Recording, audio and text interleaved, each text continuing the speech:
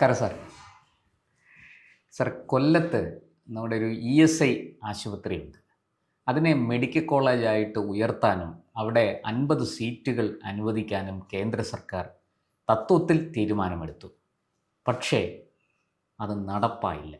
കാരണം സംസ്ഥാന സർക്കാരിൻ്റെ നിസ്സഹകരണം ആണെന്നാണ് കൊല്ലം MP NK പ്രേമേന്ദ്രൻ ആരോപിക്കുന്നത്. എസൻഷ്യാലിറ്റി സർട്ടിഫിക്കറ്റ് സമയത്തിന് കൊടുത്തില്ല, മറ്റ് കാര്യങ്ങൾ അവിടെ ചെയ്തില്ല എന്നൊക്കെയാണ് അദ്ദേഹം പറയുന്നത്. സംസ്ഥാന സർക്കാരിന് വാസ്തവത്തിൽ അതിനകത്ത് വലിയ റോളൊന്നുമില്ല. അവർ കൊടുക്കേണ്ട അനുമതി പത്രങ്ങൾ മാത്രം കൊടുത്താൽ മതിയാകും. ബാക്കി എല്ലാ കാര്യങ്ങളും അവിടെ ചെയ്യുന്നത് ഈ പറയുന്നത് പോലെ ESI ആണ്, കേന്ദ്ര സർക്കാരാണ്. ഈ പ്രേമേന്ദ്രൻ്റെ ഈ ആരോപണം ശരിയാണെങ്കിൽ ഈ ഒരു വിഷയം വരാൻ പോകുന്ന തെരഞ്ഞെടുപ്പിൽ എങ്ങനെയായിരിക്കും കൊല്ലത്തെ നിയമസഭാ മണ്ഡലങ്ങളെ ബാധിക്കുക? കൊല്ലത്ത് ഏറ്റവും അധികം ചർച്ച ചെയ്യപ്പെടുന്ന വിഷയം ഇത് തന്നെയായിരിക്കും. കാരണം ഇതിനൊരു പൊളിറ്റിക്സ് അല്ല, എല്ലാ ജനങ്ങളുടെ ആവശ്യമാണ്. എല്ലാ ജനങ്ങളുടെ ആവശ്യമാണ്. ഒരു ഗവൺമെൻറ്റിൻ്റെ മനഃപൂർവമായ ആലസ്യമോ അനാസ്ഥയോ കേരളത്തിന് കിട്ടിയ ഒരു മെഡിക്കൽ കോളേജ് ഇല്ലാതായി. 50 സീറ്റുകൾ 50 സീറ്റിലെ ഏറ്റവും വലിയ രസം, ഏറ്റവും വലിയ പ്രത്യേകത, ഈ 50 സീറ്റിൽ 20% ESIയിൽ രജിസ്റ്റർ ചെയ്ത തൊഴിലാളികളുടെ മക്കൾക്കുള്ളതാണ്. ഈ കൊല്ലം എന്ന് പറയുന്നത് കശുവണ്ടി തൊഴിലാളികളുടെ നാടാണ്. അപ്പോൾ കശുവണ്ടി തൊഴിലാളികൾ അവരുടെ മക്കൾക്ക് MBBS കുറഞ്ഞ ചിലവിൽ പഠിക്കാൻ കഴിയുന്ന ഒരു കോളേജ് ബോധപൂർവം ഇല്ലാതാക്കി. ഞാനിത് പറയുമ്പോഴേ എനിക്കിതിനകത്ത് രാഷ്ട്രീയമൊന്നുമില്ല. ഇപ്പോൾ പ്രേമേന്ദ്രൻ പറഞ്ഞതോ മന്ത്രി പറഞ്ഞതോ അല്ല, ഇതിന് സത്യമുണ്ടൊരവസ്ഥയുണ്ടല്ലോ. ഒരു സത്യമുണ്ടല്ലോ, സത്യത്തിനെ ആരെങ്ങനെ ദുർവ്യാഖ്യാനം ചെയ്തും ഫയൽ വെച്ച് കളിച്ചാലൊന്നും ഒട്ടും കാര്യമില്ല. അത് സൂര്യനെ പഴമുറം കൊണ്ട് മറക്കാൻ ശ്രമിക്കുന്ന ശ്രമമാണ്. അത് ഈ ആരോഗ്യമന്ത്രി കാണിക്കുന്ന ഈ ജൽപ്പനങ്ങൾ വെറും തരംതാണ ജൽപ്പനങ്ങളാണ്. മോസ്റ്റ് ഇൻഎഫിഷ്യൻറ്റ് മിനിസ്റ്ററാണ് ഈ വീണ ജോർജ്. അവർ ചെയ്ത ഒരു കൊടും ചതിയാണ് ഈ സംസ്ഥാനത്തോടെ. പക്ഷേ സംസ്ഥാനത്ത് ചർച്ച ചെയ്യപ്പെടാതെ പോയതിൻ്റെ കാരണം ഇത് കൊല്ലം പട്ടണത്തിൽ മാത്രം ഒതുങ്ങി നിൽക്കുന്ന ഒരു മെഡിക്കൽ കോളേജാണ്. ESI ഹോസ്പിറ്റലിൽ ആര്യ പോയിട്ടുണ്ടോ? ഞാൻ പോയിട്ടുണ്ട്. കായൽ തീരത്തുള്ള ആശുപത്രി, ഒന്നാം തരം ലൊക്കേഷൻ. ആ ആശുപത്രിയിലെ ഫെസിലിറ്റി കണ്ടില്ലേ? 2 ബെഡ് തമ്മിലുള്ള അകലം, ഓരോ ബെഡിനോട് അനുബന്ധിച്ച് ഓക്സിജൻ സിലിണ്ടർ ഘടിപ്പിക്കത്തക്ക വിധത്തിലുള്ള എല്ലാ ആധുനിക സംവിധാനങ്ങളും, നല്ല ഒന്നാന്തര ഹോസ്പിറ്റൽ, നല്ല ടോയ്ലറ്റ് സൗകര്യം, നല്ല ഹോസ്പിറ്റൽ. ഈ ഹോസ്പിറ്റലെ മെഡിക്കൽ കോളേജായിട്ട് ഉയർത്തിയിരുന്നു എങ്കിൽ കേരളത്തിലെ നല്ല മെഡിക്കൽ കോളേജുകളിലെ ഒന്നായിട്ട് കൊല്ലത്തെ ESI മെഡിക്കൽ കോളേജ് വരുമായിരുന്നു. തീർച്ചയായിട്ടും. അപ്പോൾ ഈ ആരോഗ്യമന്ത്രി പറയുന്നത് അങ്ങനെ ഇവർ പറയുന്നത് കേട്ടുകൊണ്ട് എടുത്തു ചാടി കൊടുക്കാനുള്ളതല്ല ഈ എസൻഷ്യാലിറ്റി സർട്ടിഫിക്കറ്റ്. ഇതൊക്കെ ഇവർ പറയുന്നത് കേട്ടത് കൊടുത്തു കഴിഞ്ഞാൽ നാളെ പുലിവാല് പിടിക്കുന്നത് സംസ്ഥാന സർക്കാരാണെന്നാണ്. ഇതിലെന്തെങ്കിലും വാസ്തവമുണ്ടോ? ഇത്രയും അടിസ്ഥാനരഹിതമായ ഒരു സ്റ്റേറ്റ്മെൻറ്റ് കോമൺ സെൻസ് ഉള്ള ഒരാൾക്ക് ചെയ്യാൻ പറ്റില്ല. മന്ത്രിക്ക് കോമൺ സെൻസ് ഇല്ലാത്തതുകൊണ്ടാണ് ഇത് പറയുന്നത്. എസൻഷ്യാലിറ്റി സർട്ടിഫിക്കറ്റ് എന്ന് പറഞ്ഞാൽ അവിടെ ആവശ്യമായ ക്ലാസ് റൂംസ്, അതുപോലെ തന്നെ മറ്റ് അനുബന്ധ സൗകര്യങ്ങൾ, ഇതൊക്കെ അവിടെ ഏർപ്പെടുത്തുകയെന്നേ ഉള്ളൂ. ഓൾറെഡി ആ ബിൽഡിംഗ് അവിടെ ഉണ്ട്. നിസ്സാരമായ കാര്യമാണ്. അവിടെ ഒരു ശൂന്യതയിൽ നിൽക്കുന്ന ഒരു സ്ഥലമല്ല ESI ഹോസ്പിറ്റൽ എന്ന് പറയുന്നത്. അവിടെ ആവശ്യത്തിന് കെട്ടിടങ്ങളുണ്ട്. ക്ലാസ് റൂം ക്രമീകരിച്ചാൽ മതി. MBBS ഫസ്റ്റ് ഇയറിന് ഒരു ക്ലാസ് റൂം ക്രമീകരിച്ചാൽ പോരെ? 5 കൊല്ലം കൊണ്ട് ബാക്കി ക്രമീകരിച്ചാൽ മതിയല്ലോ. അതെ. പിന്നെ ബാക്കി അഡ്മിനിസ്ട്രേറ്റീവ് ബ്ലോക്ക്, അതൊക്കെ വളരെ പെട്ടെന്ന് തീർക്കാവുന്ന കാര്യങ്ങളേ ഉള്ളൂ. പക്ഷെ മന്ത്രി പറയുന്നത് അങ്ങനെ 50 കുട്ടികളുടെ ജീവിതം വെച്ച് പന്താടാൻ സംസ്ഥാന സർക്കാരിന് കഴിയില്ല എന്നാണ്. എനിക്കത് മനസ്സിലാകുന്നില്ല. എന്താണ് അവർ ഉദ്ദേശിച്ചത്? അല്ല, ഒരു വാർത്താ വായനക്കാരി മാത്രമായൊരു മന്ത്രിയിൽ നിന്നും ഞാൻ അതിൽ കൂടുതലൊന്നും പ്രതീക്ഷിക്കുന്നില്ല. ഈ ആരോഗ്യമന്ത്രി എന്ന് അധികാരത്തിലെത്തിയോ അന്ന് മുതൽ കേരളത്തിൻ്റെ ആരോഗ്യരംഗം ഇരുളടഞ്ഞതായിട്ട് മാറി. കഷ്ടമാണിത്, ക്രൂരതയാണ്. വേറൊരു മന്ത്രി, ഇപ്പോൾ PWD മന്ത്രി ചെയ്യുന്ന പോലെയോ അല്ലെങ്കിൽ റവന്യൂ മന്ത്രി ചെയ്യുന്ന പോലെയല്ല. ആരോഗ്യമന്ത്രിയെ ആശ്രയിച്ചാണ് നമ്മുടെ രാജ്യത്തെ സർക്കാർ ഹോസ്പിറ്റലുകൾ നിലനിൽക്കുന്നത്. അവിടെ അനാസ്ഥയുണ്ടായാൽ, അവിടെ ഫെസിലിറ്റീസ് ഇല്ലെങ്കിൽ ഈ പാവപ്പെട്ടവരുടെ ആരോഗ്യത്തിനാണ് ഇത് ബുദ്ധിമുട്ടായിട്ട് വരുന്നത്. ഉദാഹരണത്തിന് മധ്യവർഗത്തിലോ അല്ലെങ്കിൽ ഉയർന്ന മധ്യവർഗ്ഗക്കാർക്കോ സമീപിക്കാൻ നല്ല ഹോസ്പിറ്റലുകളുണ്ട്. അവരൊക്കെ പലരും മെഡിക്കൽ ഇൻഷുറൻസ് എടുത്തിട്ടുള്ള ആളുകളാണ്. അവർക്ക് നല്ല ട്രീറ്റ്മെൻറ്റ് കിട്ടും. അവർക്കൊന്നും ഒരു പ്രശ്നമേ ഇല്ല. ഇത് പാവപ്പെട്ടവനാണ് ഇത് നിഷേധിച്ചിരിക്കുന്നത്. ഇവർ ധരിച്ചു വെച്ചിരിക്കുന്നത് ഇത് പാവപ്പെട്ടവന് നിഷേധിച്ചിരിക്കുകയല്ലേ. അതുകൊണ്ട് കുഴപ്പമില്ല. മൈക്ക് നമ്മുടെ തെരഞ്ഞെടുപ്പ് എടുത്തു വരുമ്പോഴേ തെങ്ങിൻ്റെ മണ്ടയിൽ ഈ മൈക്ക് എടുത്ത് വെച്ചിട്ടിട്ട് സർവ്വരാജ്യ തൊഴിലാളികളെ സംഘടിക്കുന്നുള്ള പാട്ട് ഉറക്കെ വെച്ചാൽ ഇവരെല്ലാം വന്ന് വോട്ട് ചെയ്യുന്നൊരു കാലം ഉണ്ടായിരുന്നു. അതൊക്കെ മാറി. ഓരോ മനുഷ്യരോട് ചോദിക്കുമ്പോൾ അവർക്കറിയാം മനഃപൂർവ്വമായ ബോധപൂർവമായ അലംഭാവമാണ്. എസൻഷ്യാലിറ്റി സർട്ടിഫിക്കറ്റ് കൊടുത്താൽ എന്താണ് ആര്യ കുഴപ്പമുണ്ടാകുന്നത്? അതായത് ESI ഡയറക്ടർ ഒരു സീനിയർ മാസ്റ്റർ IAS കാരനാണ്. അദ്ദേഹം രേഖാമൂലമായി ഗവൺമെൻറ്റിന് ഉറപ്പ് നൽകി, കേരള ഗവൺമെൻറ്റിന് ഉറപ്പ് നൽകി, ക്ലാസ്സുകൾ ആരംഭിക്കുന്നതിന് മുമ്പ് തന്നെ ഗവൺമെൻറ് ആവശ്യപ്പെട്ടിട്ടുള്ള എല്ലാ സൗകര്യങ്ങളും ഞങ്ങൾ അവിടെ ക്രമീകരിക്കാം. ഒരു സീനിയർ IAS കാരൻ ബൈ റൈറ്റിംഗ് കൊടുത്തിരിക്കുന്നതാണ്, എഴുതി കൊടുത്തിരിക്കുന്ന ഒരു ഉറപ്പാണ്. അത് വിശ്വസിക്കുന്നില്ല എന്ന് പറയുമ്പോൾ നമ്മുടെ രാജ്യത്ത് മലയാള സർവകലാശാല വന്നു. അന്ന് ഈ സർവകലാശാല അംഗീകരിക്കുമ്പോൾ എന്ത് സൗകര്യമാണ് നമ്മുടെ കേരള മലയാള സർവകലാശാലയ്ക്ക് ഉണ്ടായിരുന്നത്. എത്രയോ ഗവൺമെൻറ് കോളേജുകൾ കാലിത്തൊഴുത്തിൽ ആരംഭിച്ചിട്ടില്ലേ? ഗവൺമെൻറ് കോളേജുകൾ അതിലെ സൗകര്യങ്ങൾ, സകല സൗകര്യങ്ങളോടും കൂടിയ ഏത് ഹോസ്പിറ്റലുണ്ട്, മെഡിക്കൽ കോളേജുകൾ എത്ര എണ്ണം ഉണ്ട് കേരളത്തിൽ? ഗവൺമെൻറ് തന്നെ ആരംഭിച്ച മെഡിക്കൽ കോളേജുകൾ പലയിടത്തും അത്യാവശ്യം സൗകര്യങ്ങളില്ല, സൗകര്യങ്ങളായി വരുന്നത്. ഇടുക്കിയിലും ഒക്കെ നമ്മളത് കണ്ടതാണ്. ഇടുക്കിയിലും വയനാട്ടിലും ഒക്കെ ഉണ്ട്. അപ്പം ഞാൻ പറഞ്ഞു വന്നത്, ഇത് ഈ ആരോഗ്യമന്ത്രി ധരിച്ചു വെച്ചിരിക്കുന്നത് കമ്മ്യൂണിസ്റ്റ് പാർട്ടിയുടെ ഒരു പ്രചരണ തന്ത്രത്തിൻ്റെ ഭാഗമായി തനിക്ക് പറ്റിയ വീഴ്ചയെ, അല്ല തൻ്റെ ഗവൺമെൻറ്റിന് പറ്റിയ വീഴ്ചയെ മൂടി വയ്ക്കാം എന്നാണ് കരുതുന്നത്. ചരിത്രം വീണ ജോർജിന് മാപ്പ് തരില്ല. അത് മാത്രമേ ഞാൻ സാറേ, അവിടെ ഒരു ചോദ്യം, വീണ ജോർജ് മാത്രമാണോ ഇതിൽ പ്രതി? കാരണം നമുക്കറിയാം, കൊല്ലം MP NK പ്രേമേന്ദ്രൻ്റെ ശക്തമായ പിടി, സ്വാധീനം, സമ്മർദ്ദം ഒക്കെ ഈ ESI മെഡിക്കൽ കോളേജ് അവിടെ കൊണ്ടുവരുന്നതിന് പുറകിലുണ്ട്. ഇനി അത് ആരെല്ലാം നിഷേധിച്ചാലും അതിനെ നമുക്ക് നിഷേധിക്കാൻ കഴിയില്ല. NK പ്രേമേന്ദ്രന് പ്രതിപക്ഷത്താണെങ്കിൽ പോലും അദ്ദേഹത്തിന് കേന്ദ്ര സർക്കാരിലുള്ള ഒരു സമ്മർദ്ദം ചെലുത്താനുള്ള സ്വാധീനം അദ്ദേഹത്തിനുണ്ട്. ആ കാര്യം നമ്മൾ പല കുറി കണ്ടതാണ്. ഈ പ്രേമേന്ദ്രനോട് അതുകൊണ്ട് തന്നെ ഏറ്റവും കടുത്ത വിരോധമുള്ള ഒരാളാണ് നമ്മുടെ മുഖ്യമന്ത്രി ശ്രീ പിണറായി വിജയൻ. അതുകൊണ്ട് ഇത് കേവലം ഒരു ആരോഗ്യമന്ത്രിയിൽ മാത്രം ഒതുങ്ങി നിൽക്കുന്നതാണോ ഈ മെഡിക്കൽ കോളേജ് വിഷയം?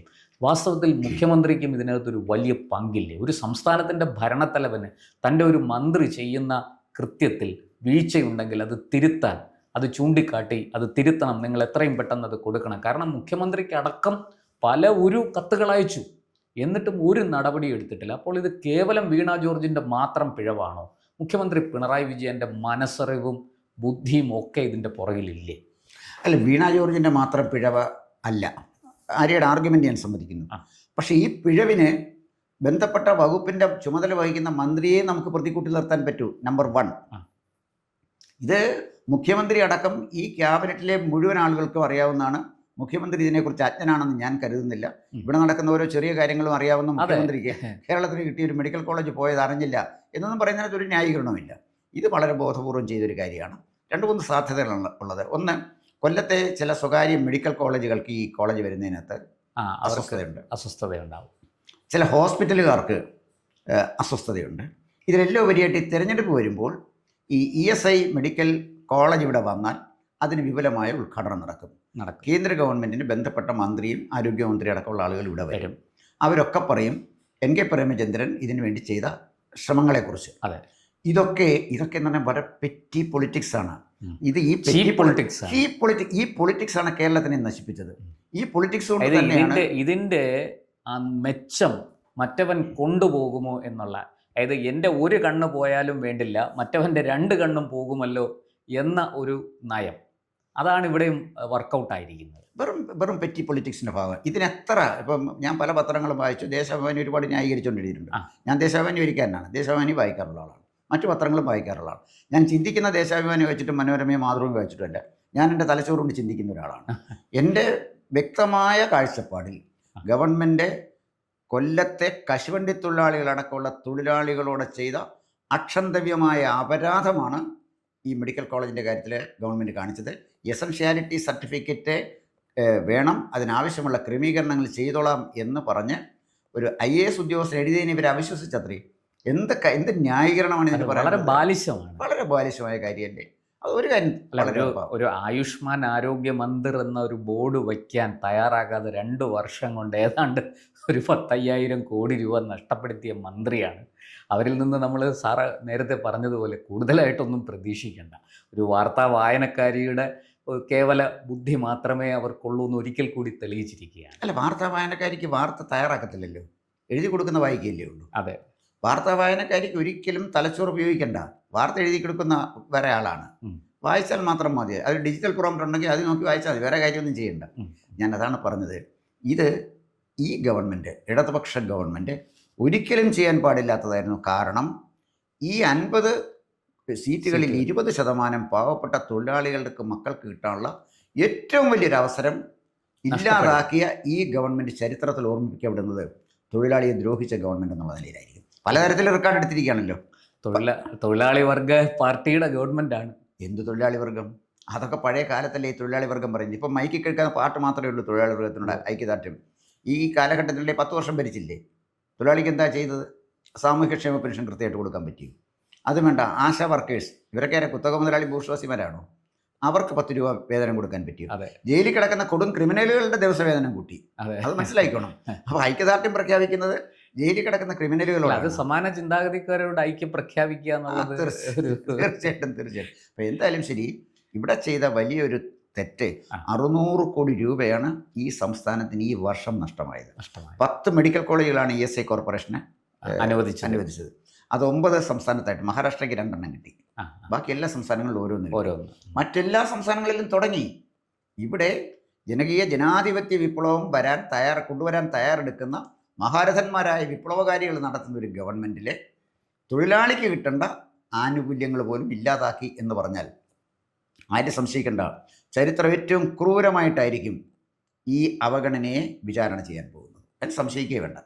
സർ, ഇത് കൊല്ലത്തെ വോട്ടർമാർ അവരെ ഈ ഒരു വിഷയം കാര്യമായിട്ട് സ്വാധീനിക്കുമോ? അതാണ് നമ്മുടെ ആദ്യത്തെ ചോദ്യത്തിലേക്ക് ഞാൻ മടങ്ങി വരികയാണ്. ആ കൊല്ലത്തെ വോട്ടർമാർ ഇതിന് ഒരു പകരം വീട്ടും? അതെ, കൊല്ലത്തെ വോട്ടർമാർ വളരെ സെൻസുള്ള ആളുകളാണ്. ആര്യ 2014 പ്രേമേന്ദ്രൻ പാർലമെൻറ്റിലേക്ക് മത്സരിച്ചപ്പോഴേ ഇവർ MA ബേബിയെ കൊണ്ട് നിർത്തി. ക്രിസ്ത്യൻ വോട്ട് സമാഹരിച്ച് നേടാനായിരുന്നു ഒരു ശ്രമം. അദ്ദേഹത്തിൻ്റെ ക്രിസ്തു മതവിശ്വാസികളും പിന്നെ ലത്തീൻ കത്തോലിക്കരൊക്കെ ഉണ്ട് വോട്ട് കിട്ടി ജയിക്കാമെന്നാണ് വിചാരിച്ചത്. പിന്നെ ഇദ്ദേഹം കാൾ മാർക്സിന് ശേഷം കണ്ട ലോകത്തിലെ ഏറ്റവും വലിയ ബുദ്ധിജീവിയാണ്. അപ്പോൾ അദ്ദേഹം മാർക്സിന് പകരം അത് മാത്രമല്ല സാർ, ഒരു കാര്യം കൂടി ഞാൻ ഓർമ്മിപ്പിക്കാം. മുണ്ടശ്ശേരി മാഷ് കഴിഞ്ഞാൽ പിന്നെ ഇത്രയും വലിയൊരു വിദ്യാഭ്യാസ വിചക്ഷണനെ കേരളം കണ്ടിട്ടില്ല. അത്രയും മിടുക്കനായ വ്യക്തിയാണ്. പിന്നെ അത് വലിയ സംശയിക്കേണ്ട കാര്യമുണ്ട്. അപ്പോൾ ഇത് ഈ ബുദ്ധിരാക്ഷസനെ കൊണ്ടിരുത്തിയതാണല്ലോ. അങ്ങനെയാണല്ലോ വിദ്യാഭ്യാസം തൊലയാൻ തുടങ്ങി അവിടെ തുടങ്ങി. അതിലേക്ക് ഞാൻ പോകുന്നില്ല. ഇവിടെ കാര്യം എന്താണെന്ന് വെച്ചാൽ 2014 പ്രേമേന്ദ്രനെ തോൽപ്പിക്കാൻ ഇവർ MA ബേബിയെ നിർത്തി 8 നിലയിൽ പൊട്ടി കരയ്ക്ക് കയറി. അത് കഴിഞ്ഞ് ഏറ്റവും രസകരമായ കാര്യം എന്നറിയാം, ഈ പ്രേമചന്ദ്രനെ ഏറ്റവും ലീഡ് ചെയ്ത മേഖലകളിലൊന്ന് MA ബേബി താമസിക്കുന്ന വാർഡിലെ ബൂത്തിലായിരുന്നു. MA ബേബി താമസിക്കുന്ന വാർഡിലെ ബൂത്തിൽ പ്രേമചന്ദ്രനേക്കാൾ 150 വോട്ട് കുറവായിരുന്നു MA ബേബിക്ക്. കുണ്ടർ ഭയങ്കരമായിട്ട് ലീഡ് ചെയ്തു. കുണ്ടർ അദ്ദേഹത്തിൻ്റെ അസംബ്ലി കോൺസ്റ്റിറ്റ്യുവൻസിയാണ്. കാരണം ബേബി അറിയാവുന്നവരൊക്കെ പ്രേമചന്ദ്രൻ വോട്ട് ചെയ്തു എന്നുള്ളതാണല്ലോ അതിൻ്റെ വാസ്തവം. അല്ലെങ്കിൽ സംഭവിക്കില്ലല്ലോ. അപ്പോൾ അത് വേണ്ട. അപ്പോൾ രണ്ടാമത് വിചാരിച്ചു, അങ്ങനെയാണെങ്കിൽ ഒരു കാര്യം ചെയ്യാം, കുറച്ച് നായന്മാരുള്ള സ്ഥലമാണ് കൊല്ലം ഈ പാർലമെൻറ്റ് കോൺസ്റ്റിറ്റ്യുവൻസി. അവിടെ കാലാകാലങ്ങളായിട്ട് നായർ സ്ഥാനാർത്ഥികളാണ് ജയിക്കുന്നത്. അതുകൊണ്ട് നായന്മാർ മാത്രം വിചാരിച്ചാൽ ജയിക്കും എന്നല്ല, അങ്ങനെ ജയിക്കുന്നൊരു പാരമ്പര്യമുണ്ട്. അങ്ങനെ അപ്പോൾ ഒരു ഏറ്റവും കൂടുതൽ ഹിന്ദുക്കളുള്ളൊരു സ്ഥലം. അപ്പോൾ എന്തായാലും ശരി, രണ്ടാമതൊരു നായരെ പരീക്ഷിച്ചു. KN ബാലഗോപാൽ. KN ബാലഗോപാലിൻ്റെ സഹോദരനെ NSSൻ്റെ ഡയറക്ട് ബോർഡിൽ ഉണ്ടായിരുന്നു അന്ന്. അദ്ദേഹം വളരെ സമ്പന്നനാണ്. KN ബാലഗോപാൽ വലിയ കോൺട്രവേഴ്സി ഒന്നുള്ള ആളല്ല. അപ്പം രാജ്യസഭ MP ഒക്കെ ആയിരുന്നു. അല്ല, വലിയ കൈക്കൂലി അങ്ങനെയുള്ള പ്രശ്നങ്ങളൊന്നും ഇല്ല. മാന്യമായി രാഷ്ട്രീയ പ്രവർത്തനം നടന്നു വരാം. മര്യാദക്കാരൻ, മിനിമം മര്യാദക്കാരനാണ്. അപ്പോഴാണ് പ്രേമേന്ദ്രനെ കൊണ്ട് നിർത്തിയത്. ബാലഗോപാലിനെ കൊണ്ടുവരും. അപ്പോഴും പ്രേമചന്ദ്രൻ്റെ ഭൂരിപക്ഷം കൂടിയിട്ടേ ഉള്ളൂ, കുറഞ്ഞു. അപ്പോൾ മൂന്നാമത്തെ പ്രാവശ്യം തീരുമാനിച്ചു, ക്രിസ്ത്യാനിയെ പരീക്ഷിച്ചു, നായരെ പരീക്ഷിച്ചു. ഇടതുപക്ഷത്തിൻ്റെ ബേസ് വോട്ട് എന്ന് പറഞ്ഞാൽ ഈഴവ വോട്ടാണല്ലോ. ഈഴവ വോട്ട് സമാഹരിക്കാൻ ആരെ പറ്റും? അതിന് ഏറ്റവും പറ്റിയ ആളാണ് മുകേഷ്. മുകേഷിനെ കൊണ്ടവിടെ നിർത്തി. വെറും വൃത്തികെട്ട ജാതി പറഞ്ഞു. എനിക്കറിയാം, തെരഞ്ഞെടുപ്പിലെ വെറും വൃത്തികെട്ട ജാതി, മൂന്നാം തരം ജാതി. എനിക്ക് തോന്നുന്നു ബാക്കി 19 മണ്ഡലങ്ങളിലും പറയാത്ത രീതിയിൽ ജാതി കൊല്ലത്ത് പറഞ്ഞു. എനിക്കറിയാം, ഞാൻ കൊല്ലത്ത് താമസിക്കുന്നവരുണ്ട് പറഞ്ഞു. ഏറ്റവും അധികം വർഗീയ പ്രചരണം നടത്തിയ ഒരു സ്ഥലം കൊല്ലമാണ്. ആ പ്രചരണം നടത്താൻ പറ്റിയ സ്ഥാനാർത്ഥിയാണ് അവർ നിർത്തിയത്. ആ കൊല്ലേക്ക് പോകുന്നില്ല. എന്തായാലും ശരി, അവിടെയും പ്രേമേന്ദ്രൻ ജയിച്ചു. പ്രേമേന്ദ്രന് ഭൂരിപക്ഷം കൂടി. അപ്പോൾ ഇതിൻ്റെ പ്രശ്നം എന്ന് വെച്ചാൽ, ഇടതുപക്ഷം മനസ്സിലാക്കേണ്ട ഒരു കാര്യം, ഒരു RSP എന്ന് പറഞ്ഞ ഒരു പാർട്ടി വളരെ ചുരുങ്ങിയ ഒരു പാർട്ടി. ചവറ മുതൽ ചവറ വരെ ആ പാർട്ടിയുള്ളൂ. പ്രേമേന്ദ്രൻ്റെ പാർട്ടി തന്നെ നിന്നാൽ കെട്ടിവെച്ച കാശ് കിട്ടുകയില്ല. അതാണ് RSPയുടെ സ്ഥിതി. പക്ഷേ പ്രേമേന്ദ്രൻ വോട്ട് ചെയ്ത RSPക്കാരാണോ? ജനങ്ങളല്ലേ വോട്ട് ചെയ്തത്. എന്തുകൊണ്ട് ജനങ്ങൾ വോട്ട് ചെയ്തു? പാർലമെൻറ്റിലെ പ്രേമേന്ദ്രൻ്റെ പെർഫോമൻസ് കണ്ടാണ് വോട്ട് ചെയ്തത്. ആ പാർലമെൻറ്റ് കോൺസ്റ്റിറ്റ്യുവൻസിക്ക് ആ മനുഷ്യൻ ചെയ്ത വികസനത്തിൻ്റെ പേരിലല്ലേ കാര്യങ്ങൾ. അപ്പോൾ എവിടെ ചെയ്യേണ്ടത്? പ്രേമചന്ദ്രനോട് ശത്രുത പ്രഖ്യാപിക്കുകയല്ല, പ്രേമചന്ദ്രനേക്കാൾ മെച്ചപ്പെട്ട രീതിയിൽ ജനങ്ങളെ സേവിക്കാനും പാർലമെൻറ്റിൽ പെർഫോം ചെയ്യാനുമാണ് ശ്രമിക്കേണ്ടത്. അതിന് അത്യാവശ്യം വേണ്ടത് ബുദ്ധി വേണം, വിവരം വേണം, വിവേകം വിവേകം വേണം. ഇത് നമ്മുടെ പള്ളിക്കൂടത്തിലോ കോളേജിലോ യൂണിവേഴ്സിറ്റിയിലോ വാങ്ങിക്കാൻ വെച്ചിട്ടില്ല. എവിടെങ്കിലും നമുക്ക് ഈ പറഞ്ഞ പോലെ ഡോക്ടറേറ്റ് സൗജന്യമായിട്ട് കിട്ടി കുറേ ഡോക്ടർമാർ ഇറങ്ങിയിട്ടുണ്ടല്ലോ, LLB സൗജന്യമായിട്ട് കിട്ടി അഭിഭാഷകന്മാരും ഒക്കെ ഇറങ്ങിയിട്ടുണ്ട്. അപ്പം അങ്ങനൊന്നും കൊണ്ട് കാര്യമില്ല. ഇത് കാലം ഒരുപാട് മാറി. അതെ, കൊല്ലത്തെ ജനങ്ങൾ അവരോട് ചെയ്ത ഈ കൊടും ക്രൂരതയ്ക്ക് തീർച്ചയായിട്ടും പ്രതികരിക്കും എന്നാണ് ഞാൻ വിചാരിക്കുന്നത്. അതൊരു എൻ്റെ ഒരു പൊളിറ്റിക്കൽ സ്റ്റേറ്റ്മെൻ്റ് അല്ല. എനിക്ക് വളരെ പേഴ്സണലായിട്ട് എനിക്ക് ഒരുപാട് നൊന്ത ഒരു കാര്യം, വലിയ സങ്കടം തോന്നി ഇത് കേട്ടപ്പോൾ. കാരണം നമ്മുടെ നാട്ടിന് ഇത്രയും പ്രയോജനം ചെയ്യുന്ന ഒരു കാര്യം വന്നിട്ട്, ഇതിപ്പോൾ കൊല്ലം ജില്ലയ്ക്ക് മാത്രമല്ല സാർ, സമീപ ജില്ലകൾക്കെല്ലാം ഈ തിരുവനന്തപുരത്തിൻ്റെ വടക്കേ അറ്റത്ത് കിടക്കുന്നവൻ, പത്തനംതിട്ടക്കാരൻ, ആലപ്പുഴയുടെ തെക്കേ അറ്റത്ത് കിടക്കുന്നവൻ, കോട്ടയത്തിൻ്റെ തെക്കേ അറ്റത്ത് കിടക്കുന്നവൻ, ഇവർക്കെല്ലാം വലിയ പ്രയോജനം ചെയ്യുന്ന ഒരു സംഗതിയായിരുന്നു ESI മെഡിക്കൽ കോളേജ്. അതിനെ ഈ ശ്വാസം മുട്ടിച്ച് കൊന്നു എന്ന് പറയുന്നതായിരിക്കും കൂടുതൽ ശരി. അതിന് ഒരിക്കലും ജനം ഇവർക്ക് മാപ്പ് കൊടുക്കാതിരിക്കട്ടെ എന്ന് ഞാൻ വ്യക്തിപരമായിട്ട് കൂടി ആഗ്രഹിക്കുന്നു. അല്ല, ഞാനിതൊരു പൊളിറ്റിക്കലായിട്ട് ഞാൻ പറഞ്ഞതിൻ്റെ കാര്യം, ഇടതുപക്ഷ ഗവൺമെൻറ് ദ്രോഹം മാത്രമേ അങ്ങനെയൊന്നും വിചാരിക്കുന്നില്ല. നമ്മൾ തമ്മിൽ ചർച്ച ചെയ്തപ്പോഴും NH കുറിച്ച് ഞാൻ നല്ല അഭിപ്രായം പറഞ്ഞു, ഗ്യാസ് പൈപ്പ് ലൈനെ കുറിച്ച് നല്ല അഭിപ്രായം. ഈ ക്രൂരത, കൊല്ലത്തെ തൊഴിലാളിയോട് കാണിച്ച ഈ കൊടും ക്രൂരത ചരിത്രത്തിൽ രേഖപ്പെടുത്തും. ഇത് കമ്മ്യൂണിസ്റ്റ് പാർട്ടിയുടെ അന്ത്യയാത്രയ്ക്ക് ആക്കം കൂട്ടുന്ന ഒരു നടപടി മാത്രമാണ് എന്നാണ് എനിക്ക് പറയാം. അവസാനത്തെ ആണി അടിച്ചുകൊണ്ടിരിക്കുകയാണ്, അടിച്ചു കഴിഞ്ഞു. കാരണം കൊല്ലത്ത് തീർന്നു. തീർച്ചയായിട്ടും നമുക്ക് നോക്കാം, തെരഞ്ഞെടുപ്പ് ഫലം വരട്ടെ. നന്ദി. കൂടുതൽ വാർത്തകളും വിശേഷങ്ങളും നേരിട്ട് ലഭിക്കാൻ ജനങ്ങളിൽ നിന്ന് ജനങ്ങളിലേക്ക് ജനഭൂമി ന്യൂസ് സബ്സ്ക്രൈബ് ചെയ്യൂ. ബെൽ ബട്ടൺ അമർത്താനും മറക്കരുത്.